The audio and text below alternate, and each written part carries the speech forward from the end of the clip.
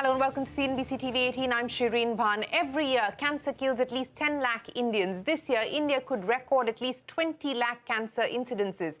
However, the real number could be 2 or 3 times higher, according to a study by EY and FICCI. In fact, late-stage detection is the true killer, and the lack of awareness and screening continue to cause deaths which could otherwise be prevented. First, let's address the ignorance. Only 1 out of 2 Indians are concerned about cancer.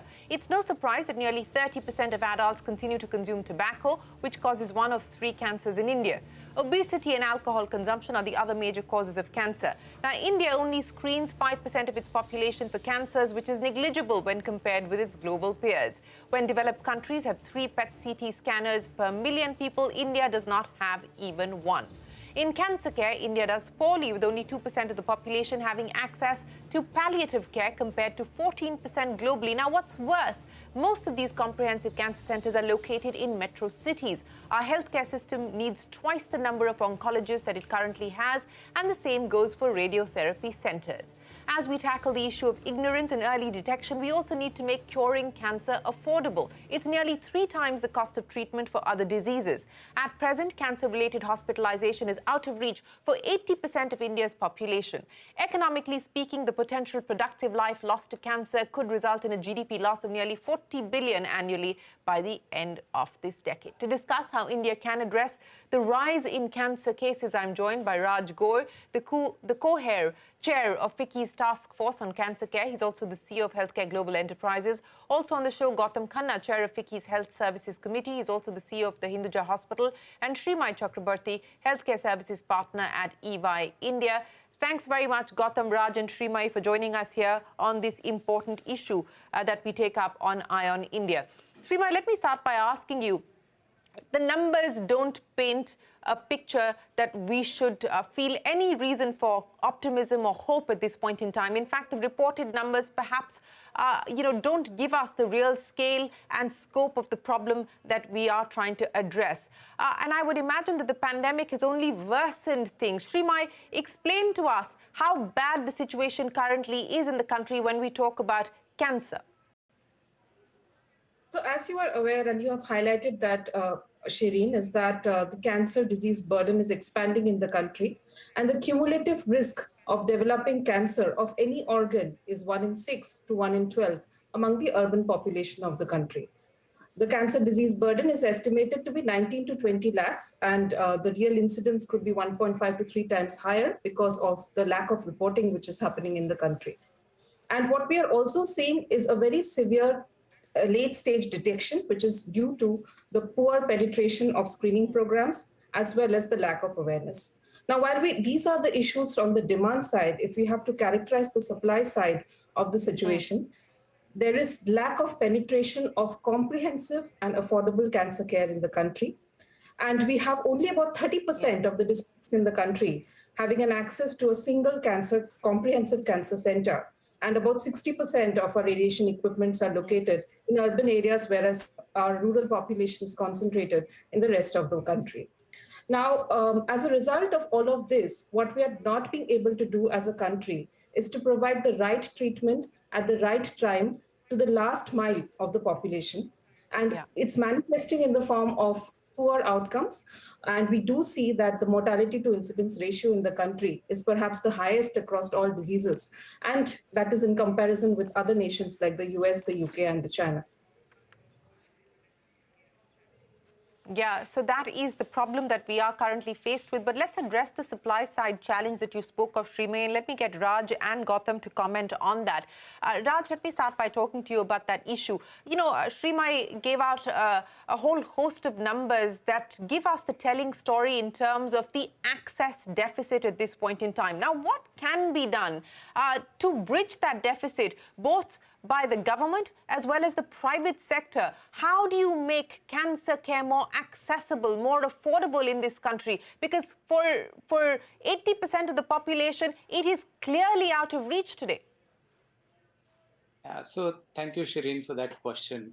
I think if you see what's happening in healthcare recently, government has assumed a role of primary and preventive care provider and also become a largest payer. Almost half the population is covered by various government schemes. and private sector has taken a role of tertiary and quaternary care provider. I think private sector is already playing a major transformative role in providing cancer care in India by bringing the best or most advanced cancer treatment options in India. Today, 70 to 75% of comprehensive cancer care center in India are owned either by private or by trust. At HCG, two-thirds of our 21 cancer care centers are in tier 2, tier 3, even tier 4 towns. And we've been able to do it by, driving higher equipment utilization, higher talent productivity, higher consumption efficiency, and provide affordable, comprehensive treatment to needy patients in tier 2, tier 3 towns while balancing the needs of our other stakeholders. Okay, so you're saying that you've been able to take your cancer care centers to tier 2, tier 3, and in fact tier 4 cities as well. But you're probably the exception, Raj, and not the norm at this point in time. So let me get Gautam Khanna of the PD Hinduja Hospital into the conversation. Gautam, many thanks for joining us. As Raj pointed out, it is largely the private sector that is being able to provide good quality treatment when we talk about cancer, but it is not accessible to a large population of this country. Now, how do we ensure that it can be made affordable? How do we ensure that it can reach out to larger pockets of this country in need? So thank you, Shereen. And so let me just compliment you firstly for hosting this important topic.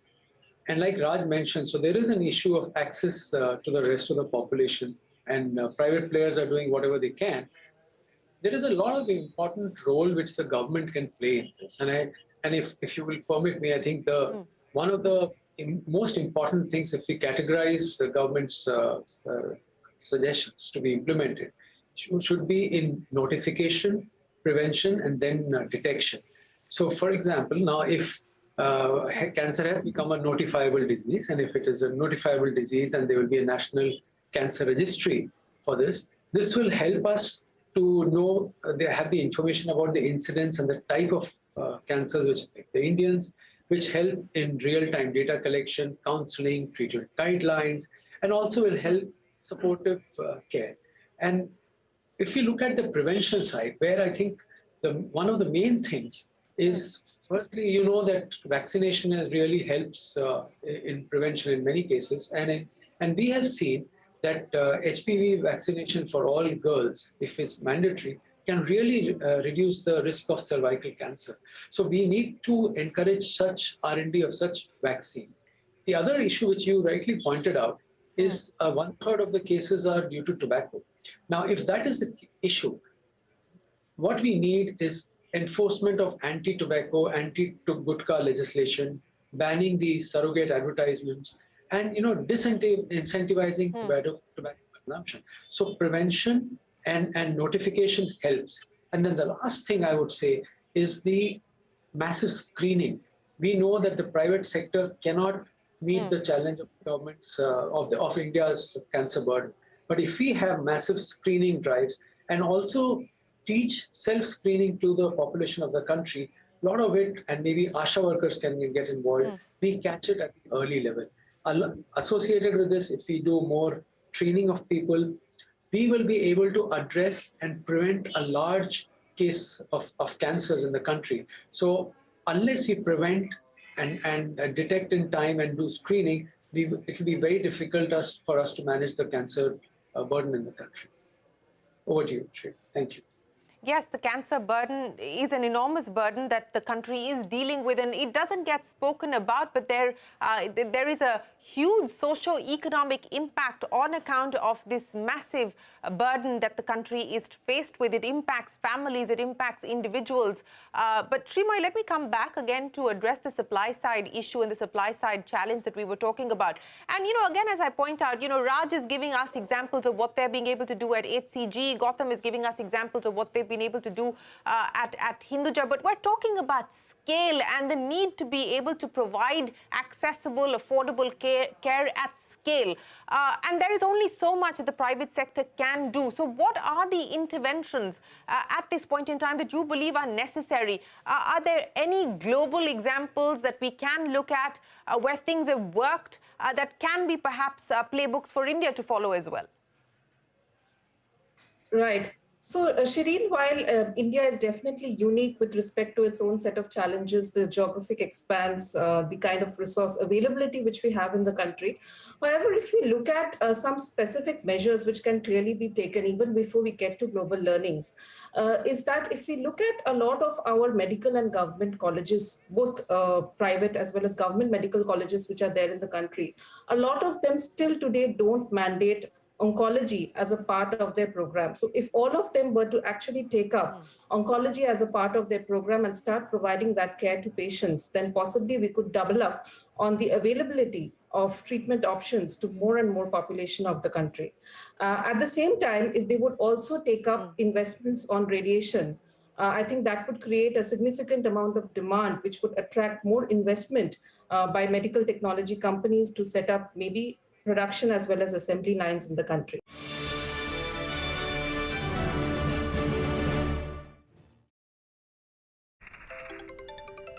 Hello hello sir, मैं संकल्प calling for car insurance. अरे यार सुन अभी नहीं, मैं party में जा रहा हूँ यार। अच्छा पार्टी। सर वैसे पार्टी से याद आया, अगर आपको थर्ड पार्टी इंश्योरेंस चाहिए ना तो हेलो मोटर इंश्योरेंस चाहिए बिना कॉल्स के झंझट के। No unwanted calls on phone पे। Tension free insurance. National Highways Infra Trust, sponsored by NHAI, announces a public issue of secured, rated, listed, redeemable NCDs, offering an effective yield of 8.05% per annum. Issue opens on October 17, closes on November 7, 2022, with an option of early closure. For further details, please refer to the prospectus dated October 11, 2022 on the websites of SEBI, Stock Exchanges NHIT, and lead managers.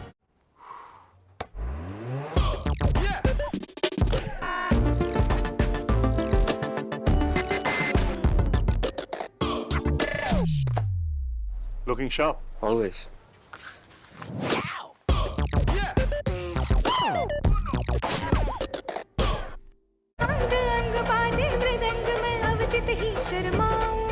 Mahalaya के दर्पण में सदियों की आहट पाऊं, सदियों। This Diwali, celebrate the grace and glory with Mahalaya, a collection inspired by the royal heritage of Maharashtra, Reliance Jewels.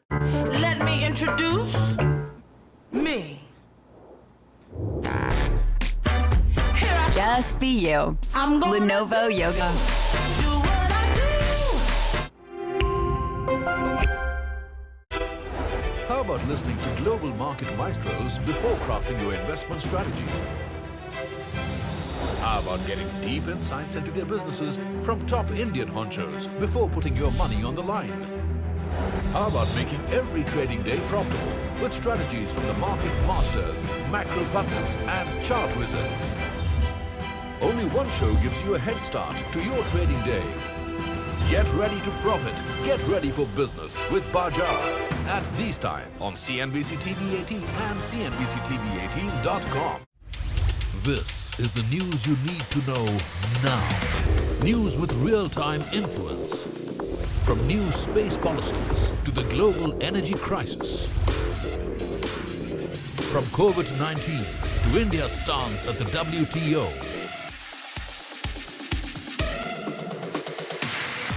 Politics from Ukraine to Maharashtra. From key GST changes to Agnipak protests. From Elon Musk's Twitter bid to rising Indian unicorns. This is the next generation of news with newsmakers who shape the world. Insights, opinions, influencers, seasoned journalists. This is not the same news you see everywhere because the world is changing and the news is too. We make your news our business every second of every day. This is news on CNBC TV18.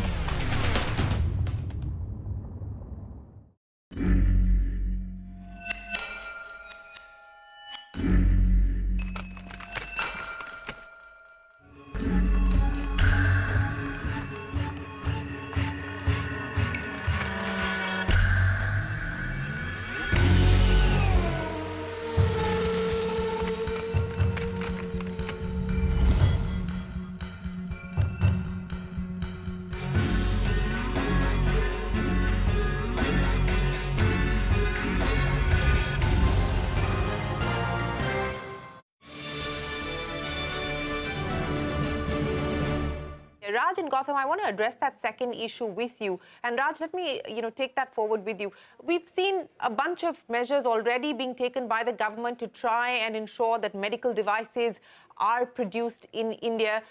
We went through that whole experience with COVID where there were made in India ventilators which eventually never saw the light of day, are not in use. We don't know what really has transpired post the sort of urgency that the pandemic merited, warranted. How do we ensure that we can actually create the device ecosystem in India and ensure that we can provide good quality medical devices that are necessary for things like cancer care?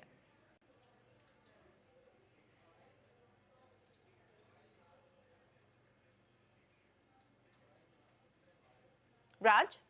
Yeah, so I think the first starting point is, I think we all have realized that missing piece here is a radiation therapy, which requires, which is a capital intensive treatment modality. But we also have almost the landed cost to healthcare players is 30% more because of the custom duty and IGST. I think that's something that we can quickly address in the larger interest of cancer patients across India. That's definitely one thing I would like to recommend. There is a 30% customs duty on radiation therapy equipment? 30%, including custom duty and IGST. Okay. Right. So that's one of the fixes. What else?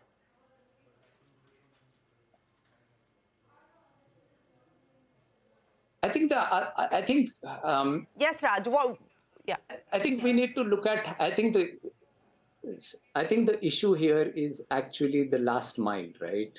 I think in our urban cities, we are as good as any developed countries. But I think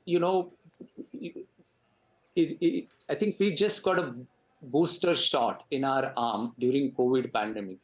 Today, India is the second largest digital economy in terms of number of internet users. Rural internet users have surpassed urban users. Internet users of age group 45 plus are as big as millennials.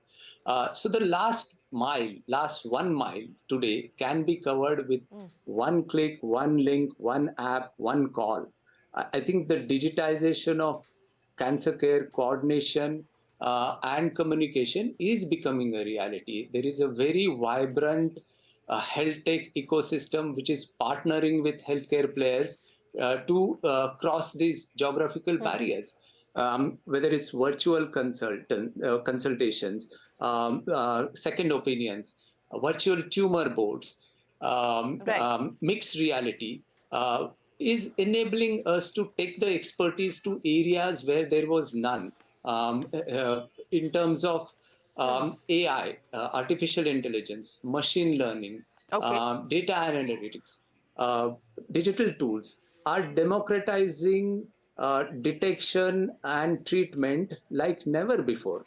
I think this is a problem that I think all stakeholders will have to come together and solve, and that was one of the reasons why we could handle COVID pandemic the way we could handle, because we all got together, and I think it's important that all stakeholders come together to reduce the cancer burden for India in similar manner. Sure. Yes, all stakeholders do need to get together. But Gautam, let me, address specifics with you. Raj has put down a very specific demand there in terms of doing away with the customs duty of 30%, which includes IGST, or at least significantly reducing that to bring down the cost of equipment being imported into India, because it's currently, we don't have that ecosystem here in terms of manufacturing the equipment here in India. Gautam, specific measures, specific interventions that you would like the government and the private sector to take forward? So Shereen, I'm taking it forward from what Raj mentioned about collaboration. Many newer age cancer cure therapies like proton therapy, CAR T cells therapy, which is going to come, are very, very expensive. And it will be very difficult for an individual private player to set up those facilities. So my suggestion is that we need to have a system of collaborative collaboration among stakeholders, whether there are multiple private players or private and government get together to have common facilities in some city, maybe have one or two, one common in one of the each metro. So because it's so expensive for an individual player, and unless we do that, we will not be able to provide better care to the patient. So that's one specific comment. Second comment I wanted to say is that we know that India is a hub of startups, a digital India, and there are lots of things happening. So I think we need to have a system where the startup ecosystem works with the providers, which works with the government, works with the suppliers, to focus on what we mentioned earlier is in the in screening and then having diagnostics and having one quick common solution for handling all the oncology cases in the country, so that patients also know it's like one touch call where to go to. So that's second thing. The third example I would like to give is that today when there are multiple tests to be done for a patient when you're trying to diagnose the cancer, which type of cancer and so on and on. So now we need to encourage more and more R&D to figure out if there is a way that with one sample, with multiple, with one sample, we can have multiple tests results. So we will know what is the type of cancer which is existing. So these three things, but I think the last suggestion I would say is overall, I think overall the private, the government, NGOs, and whoever are the players in the ecosystem, onco ecosystem, need to think about not as a PPP in terms of private government, but public, but just maybe private, public, everyone put together to have an ecosystem to address all the things we talked about in terms of prevention, screening, diagnostics, and treatment of oncology patients in the country. That will probably help. Absolutely. Well, we certainly hope that that is going to be the approach that many take. Many are, of course, on an individual basis, whether it's the private sector or trusts, etc., are working in this space. But the problem is large and we need solutions at scale as well. So, Srimayee, let me end by asking you, in terms of specific action, for instance, the report does suggest that government schemes must cover diagnostic interventions, and that's really where the costs start to add up before we even get to the treatment. So, PET scans, biopsies, genomics, that's where you believe that government intervention, government schemes must cover these costs? Absolutely. So if we are looking at providing standardized treatment which takes into account the best of the advanced modern therapies which are available, and we know that we have to really work on improving outcomes for the country in terms of reducing the mortality as well as improving survivorship, we have to adopt a lot of these modern technologies. And it is imperative for the government to standardize the adoption across their various schemes, whether central or it is state government schemes, uniform treatment pathways which are actually guided by an apex body which is cancer focused, which takes into account all these newer age treatment options like, as you mentioned, PET CT, or it is genomics, or it is immunotherapy comes into play. And we also look forward to having some kind of cancer specific accreditation of various hospitals which can give confidence to the public as well as to the government to go forward and actually reimburse for the treatments which are done under the regime of the various schemes which are prevalent in the country today. Do we have a number what it would cost the government, what it could potentially cost the exchequer, Srimayee? So we have certain estimates with respect to capacity creation, whether it is in terms of LINACs or it is in terms of addition of beds. So just the LINACs itself will cost somewhere around 30 to 40,000 crores if they were to be provided in terms of meeting the benchmarks from a global standard perspective, and capacity creation in terms of adding comprehensive cancer beds in the country, that would be another 20 to 30,000 odd crores, which would require to be actually focused upon as an investment required under the cancer control agenda. And of course, the financing part under the schemes would be and over and above this. Yes, and that when you add it all up, it is a significant cost, and I don't know whether the Exchequer is going to be able to take on this burden, and so we are going to have to need to look at solutions to be able to finance some of the challenges that you spoke of, both in terms of capacity addition as well as being able to reimburse the high cost of treatment.